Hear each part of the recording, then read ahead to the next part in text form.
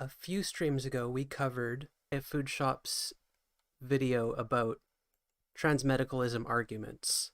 Basically, she was reviewing old panels that she hosted and steelmanning both sides for and against transmedicalism.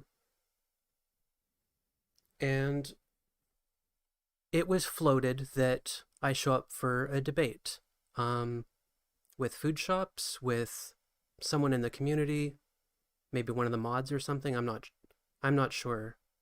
You know, we'll play it by ear.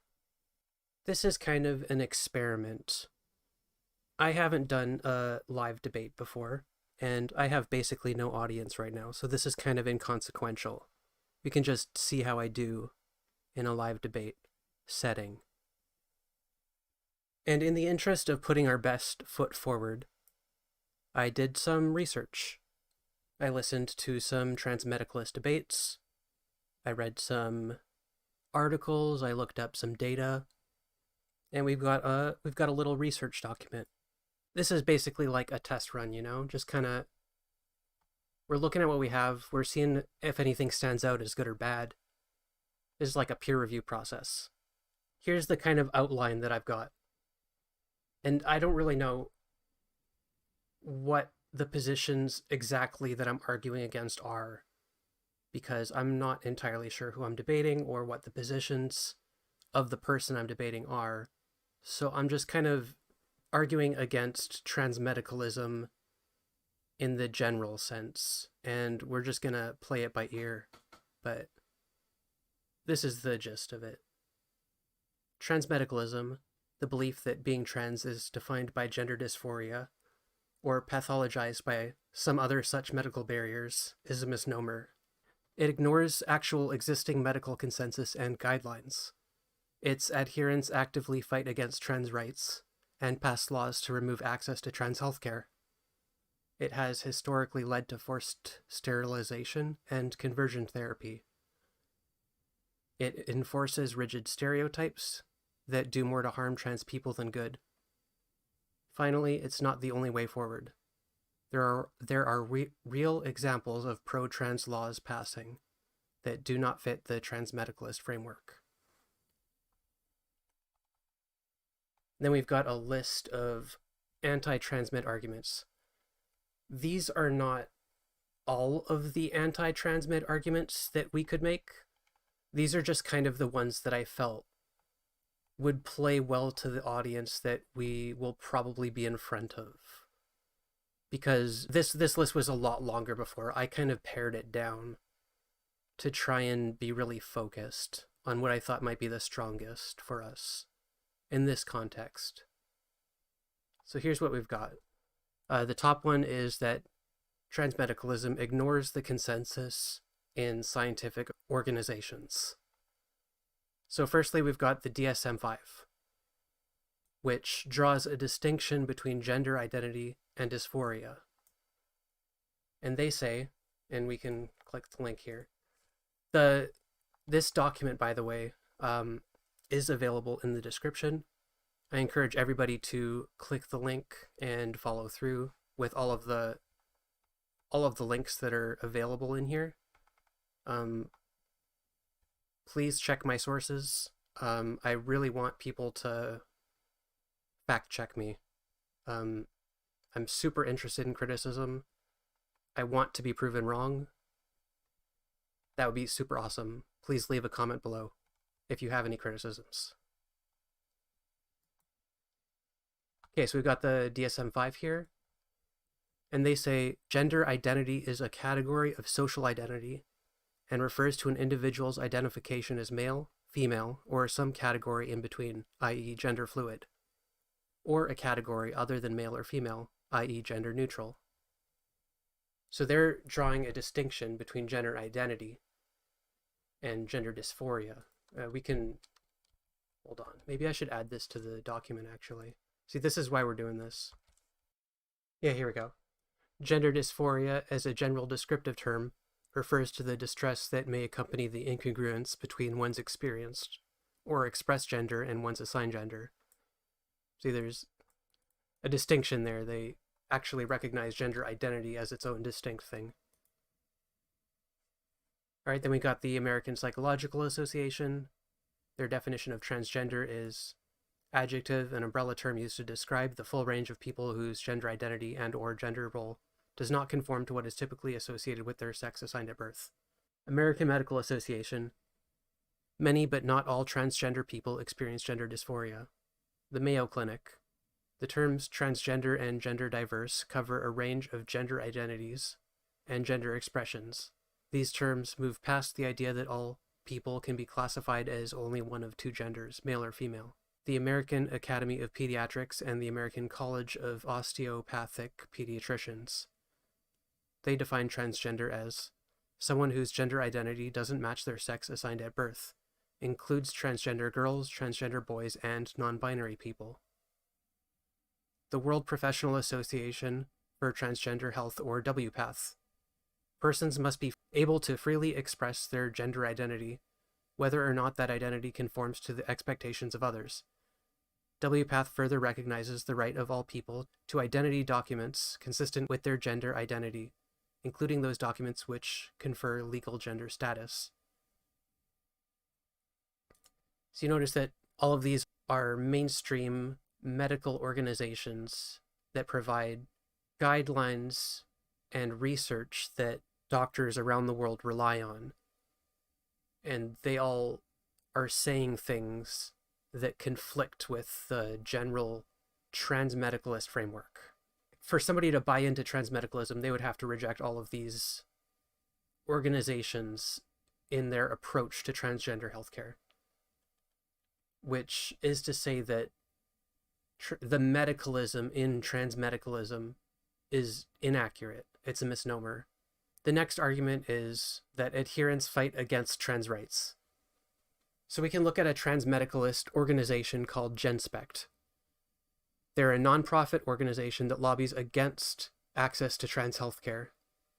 They played an active role in getting trans healthcare for any age removed from insurance coverage in Florida.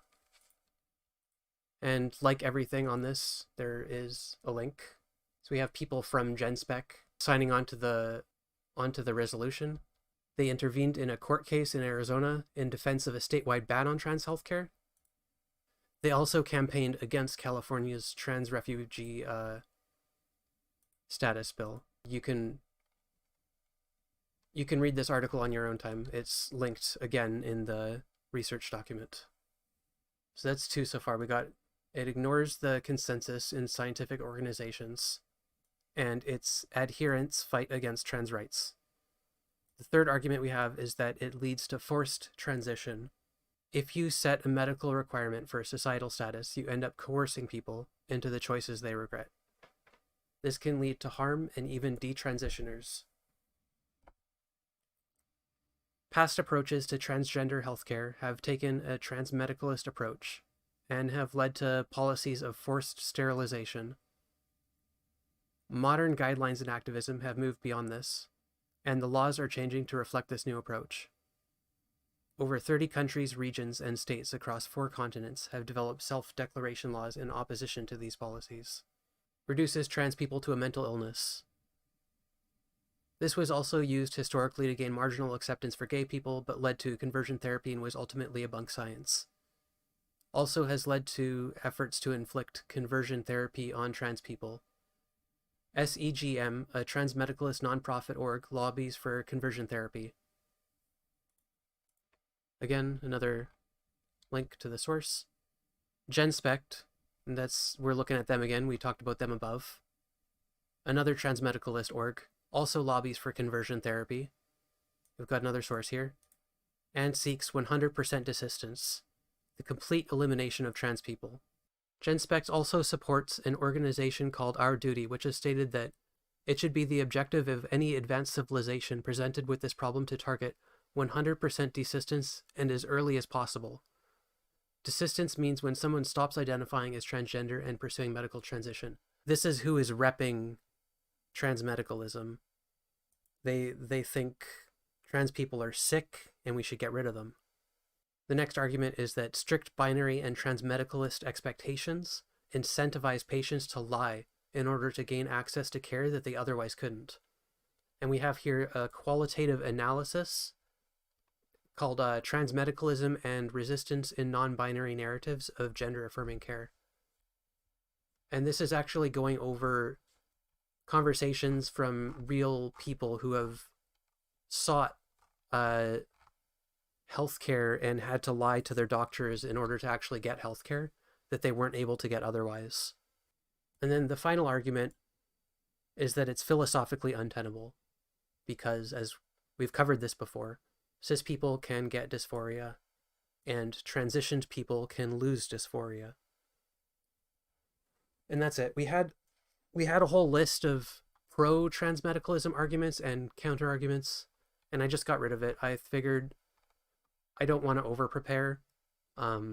It's probably just better to ask questions and just kind of respond.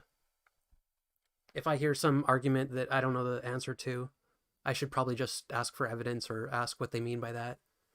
I'm not going to get too bogged down in this, I think. That's probably a bad idea. But we can go over some questions that I would like to ask if I get the opportunity. The first one is, if you are against forced sterilization, then do you recognize the need for self-ID laws?